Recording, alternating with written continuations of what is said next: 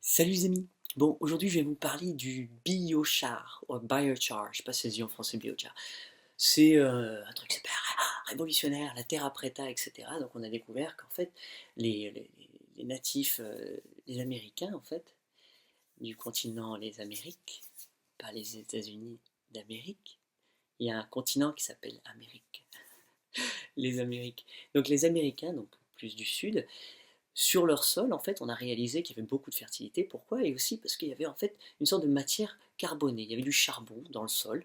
Et donc, c'est vrai que ça a mis enfin, ça crée de la fertilité, c'est un truc incroyable. Donc là, on a essayé de le prendre, nous on commence, on en parle beaucoup, bam, bam, bam, on fait du charbon, on t'explique comment faire du biochar, ça se vend, ça cartonne, tchim, tchim, tchim.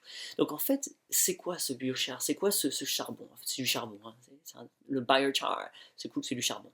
Donc le charbon, c'est du bois qui a été, qui est rentré en combustion à basse oxygène, voire à l'étouffer, donc très peu d'oxygène.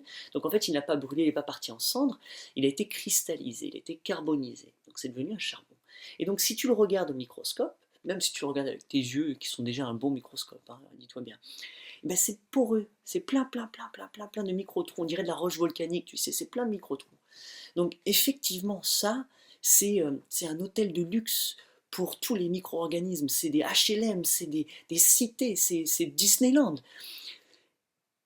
C'est tout ça. Mais dans ça, quand on te le vend, quand on te le donne, quand on te dit de le faire, il n'y a pas la microbiologie. C'est vide. C'est des cités, c'est des villes, mais vides. Il n'y a personne dedans. Donc toi, tu vas mettre ça dans ton sol. Bah, s'il n'y a personne dedans et qu'il n'y a personne dans ton sol, bah, ça ne sert à rien. C'est des cités désertes.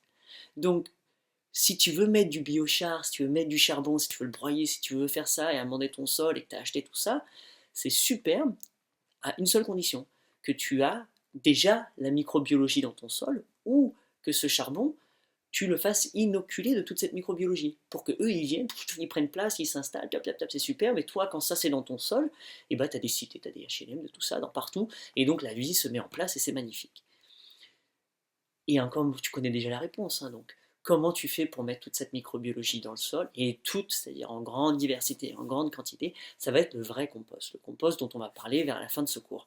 Euh, ce charbon, pop, inoculé de toute cette vie, c'est ton sol qui carbure. Donc oui, le biochar, c'est cool, si vous avez la bonne microbiologie. Donc, avec le compost, c'est encore mieux. Donc après, tu vas inoculer, tu vas mettre ton charbon dans ton compost, tu vas le mélanger, le temps que tout le monde se...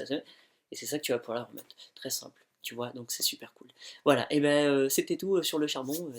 Vive la vie, et merci pour tout.